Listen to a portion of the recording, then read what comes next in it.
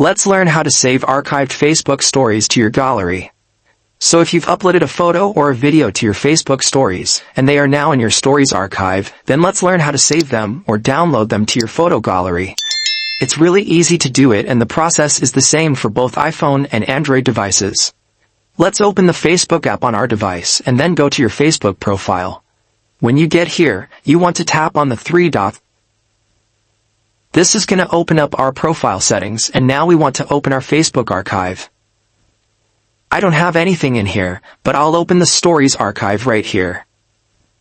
Here are my archived Facebook stories, and if I want to save any of them, I just need to open it, then tap on the three dots in the top right, and this menu will pop up.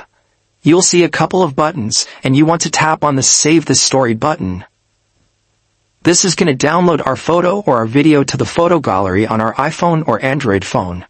And that's it, guys. Thanks for watching, and I'll see you in the next video.